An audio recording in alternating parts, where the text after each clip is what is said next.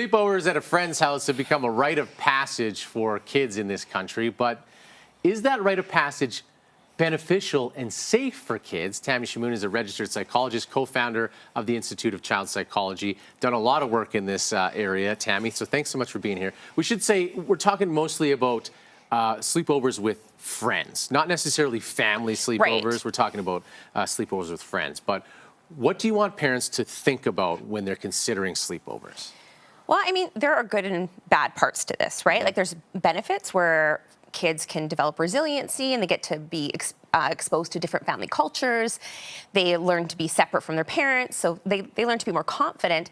But the one piece of information I really want parents to know is that when I treat children who have had sexual trauma, it used to be 40% of that trauma of sexual abuse came from peer-to-peer abuse, meaning kids their own age or a little bit older. And now that stat is 70%. Really? So I'm actually more concerned about my kids being abused by another kid than another adult. Interesting. So when we think sleepovers, we have to keep that statistic in mind. So how well do we know this family? Do we know who's there? Where are the kids going to be sleeping? So I know in our house, when we have sleepovers, kids actually have to sleep in a common area. Okay. They just sleep in the living room, or we separate kids in different bedrooms. There's no sleeping in bedrooms together. Right, which, you know, as part of traditionally sleepovers is you're away and you get to kind of commingle, that sort of thing. So this is things to consider if you're sending your kid, but also hosting a sleepover. Yeah, exactly. And one of the rules that we implemented just this year was that when kids come to our house, if they have a device, we lock it up. So there is no device, because I don't know what other parents are doing with their screen rules.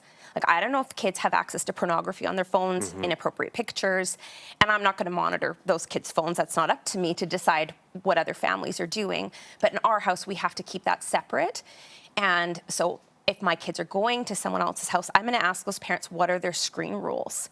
Like, where are the kids' devices going to be? If they have devices, do they have parental controls on their devices? These sorts of things. So it's an awkward conversation to have. Same with older siblings. I want to know if those kids have older kids in the house. Who else lives in the house? Are there firearms in the house? Are those firearms locked up? It's awkward, but it's very, I think if you're going to go this route, you don't want to be a statistic. Sure. So you want to ask these really difficult conversations. And if we can't have these vulnerable conversations with these other families, it just might not be a good idea to move forward. And potentially it lend to that, because sometimes you don't know a ton about the people that you're hosting or that you're sending your kids to. And if you can't have that conversation, then maybe that's the barrier, right? Yeah. And so once you get to know these families, you can feel really good about sending them there. And asking those questions allows us to have those really great relationships with our neighbors and our communities. And I don't want to deter families from having that. So just be ready to have them. But it's okay to not have them too. Okay. So one thing my business partner does with her girls is she does just these kind of warm-up trials where the kids can stay right till bedtime. They put on their pajamas, they brush the teeth, but then they go home right before the end of the night. Your kids can do that too. So they're still part of the sleepover right to the point where the kids go to bed, for families who aren't comfortable. That's a great question too, because sometimes maybe your kid isn't ready for a sleepover or doesn't necessarily want to, but there is pressure because you know, it's supposed to be this big fun thing and a rite of passage. So how do you know when your kid's ready? Well, I would do a dry run with family, like grandparents, cousins, like, you know, just to see how they do with that. Do the dry run where they stay up to a certain time. Practice scenarios with them where they're going and they're staying away at a neighbor's house for part of the day, just to see like how they do with that. And just play it by ear. Allow them a time to check in with you when they're at the sleepover too, and allow them an out. Sure. So what can they say to the host parent that maybe is like a code word, like I want to go home? Like what is that code word so they're not embarrassed? Yeah. When kids spend the night at my house, I check in with them separately away from the other kids to see if they feel good and if they want to go home or not. Okay.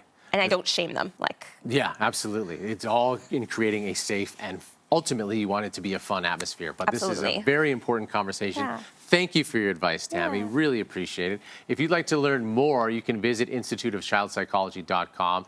And if you have a question for our parenting experts, as always, you can text it to us at 10400. The text line is open, and we'll take those questions right to the people with the answers.